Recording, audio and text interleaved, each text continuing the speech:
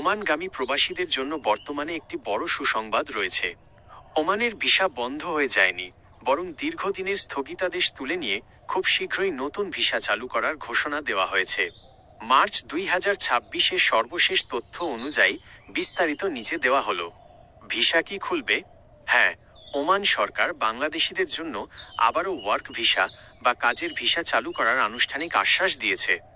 গত 27 জানুয়ারি 2026 তারিখে রিয়াদে অনুষ্ঠিত একটি বৈঠকে ওমানের শ্রমমন্ত্রী মাহাদ বিন সাইদ বিন আলী বাওয়াইন বাংলাদেশের উপদেষ্টা আসিফ নজরুলকে এই আশ্বাস দেন। কবে নাগাদ খুলতে পারে? বৈঠকে ওমানি শ্রমমন্ত্রী জানিয়েছিলেন যে আগামী 2 মাসের মধ্যে, অর্থাৎ মার্চ বা এপ্রিল 2026-এর মধ্যে বাংলাদেশিদের জন্য নতুন ভিসা ইস্যু করা শুরু হবে।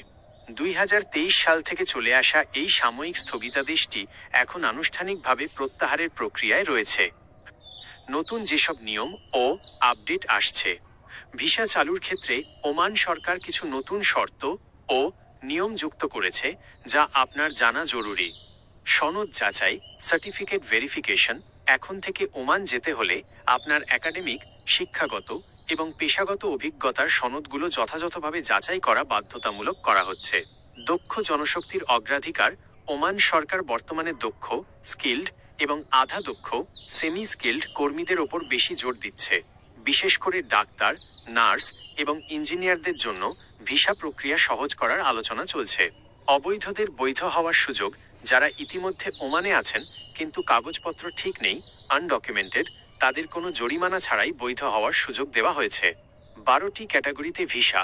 প্রাথমিক আলোচনায় জানা গেছে যে অন্তত 12টি নির্দিষ্ট ক্যাটাগরিতে বাংলাদেশিদের জন্য এই ভিসা সেবা পর্যায়ক্রমে চালু হতে পারে।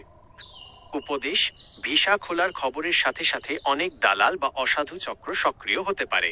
নিশ্চিত খবর না পাওয়া পর্যন্ত কাউকে আগাম টাকা দেবেন না। ওমান দূতাবাস বা বিশ্বস্ত রিক্রুটিং এজেন্সির মাধ্যমে খবরাখবর রাখুন।